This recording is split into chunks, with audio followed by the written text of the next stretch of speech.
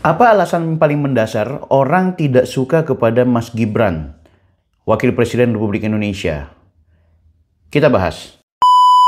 Kita setuju bahwa Mas Gibran adalah anak muda yang benar-benar mendapatkan kesempatan emas ketika ia, satu, merupakan anak Presiden Joko Widodo yang ketujuh. Kedua, terpilih sebagai wali kota Solo. Ketiga, diberikan kesempatan mencalonkan diri sebagai Wakil Presiden Republik Indonesia menemani Pak Prabowo Subianto. Keempat, dilantik sebagai Wakil Presiden. Kita harus setuju bahwa Mas Gibran Rakabuming Raka tentu memiliki nama besar karena bapaknya sebagai Presiden Republik Indonesia. Pun kalau demikian, apakah kemudian kepopuleran seorang Joko Widodo itu mampu membungkus pola pikir dan kerja tindak tanduk seorang Gibran, karakter seorang Gibran?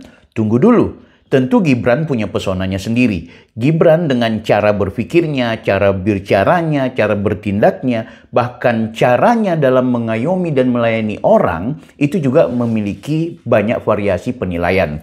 Dulu orang menilai bahwa Mas Gibran ini sombong. Mas Gibran ini apalagi sebelum mencalonkan diri sebagai wali kota, masih anak-anak yang kemudian diperkenalkan oleh Jokowi, ia memperlihatkan mimik wajah yang seolah-olah sombong, seolah-olah pelangak-pelongo.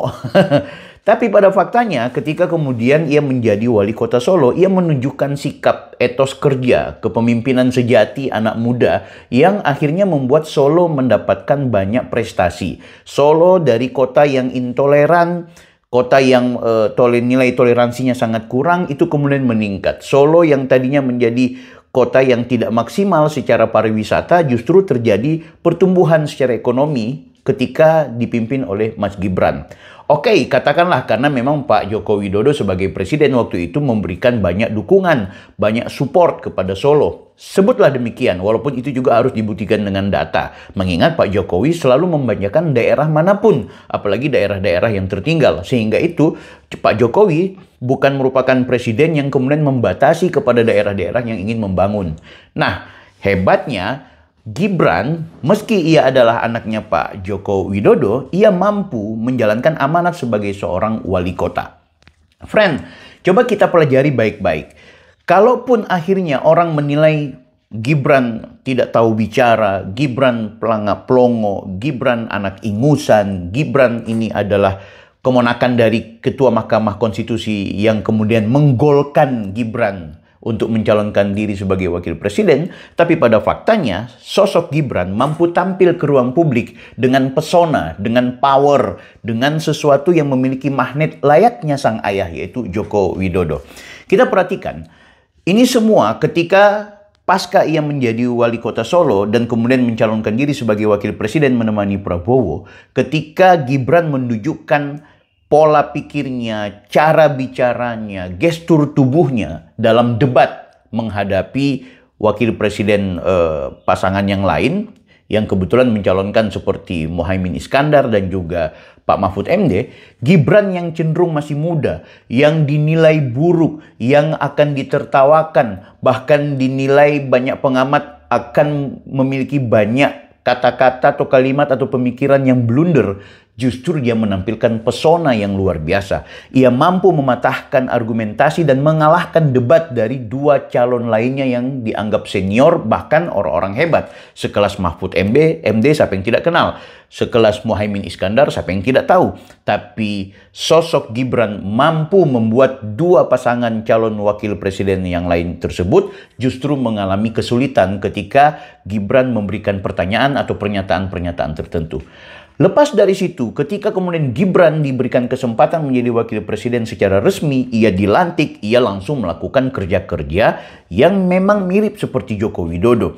Ia nggak peduli mesti difitnah, dihina, dicaci maki, dihajar soal fufu fafa, berkaitan karakternya, berkaitan dengan posisinya sebagai anak presiden yang ketujuh, dihina-hina soal kepribadiannya, bahkan banyak sekali yang menghujat tentang sosok Gibran ini, tapi ia kemudian menampilkan pekerjaan-pekerjaan yang jauh lebih responsif untuk menghadapi tanggung jawab ketimbang reaktif untuk menghadapi tuduhan-tuduhan serta api fitnah yang selalu dilontarkan oleh kelompok-kelompok besar. Di video saya sering saya sampaikan bahwa orang-orang besar yang menghajar Gibran ini tidak tanggung-tanggung. Said Didu, Rocky Gerung, Amin Rais, Roy Suryo, Dr. Tifa, serta banyak lagi pengamat-pengamat dan tokoh-tokoh nasional yang sebenarnya juga memiliki pengaruh terhadap perkembangan dan juga pembangunan peradaban bangsa Indonesia, justru memilih melakukan perlawanan terhadap Joko Widodo dan juga anak-anaknya, khususnya kepada Gibran Rakabuming Raka. Sudah mafhum, kita tahu sekarang nih ada upaya untuk kemudian memecahkan antara Prabowo dan juga Gibran. Mereka kemudian menilai bahwa Gibran sudah terlalu offside. Gibran melakukan tindakan-tindakan yang seolah-olah ingin menandingi Prabowo, yang seolah-olah ingin membuat Prabowo itu tenggelam dan nama Gibran lebih maju. Padahal apapun yang dilakukan oleh Gibran sebagai seorang wakil presiden, semuanya sudah dikoordinasikan dengan Prabowo yang merupakan satu kesatuan paket dalam kepemimpinan bangsa dan negara kesatuan Republik Indonesia. Friend, sosok Gibran adalah inspirasi bagi anak muda yang mau mencoba untuk berkarir secara politik. Ini penting.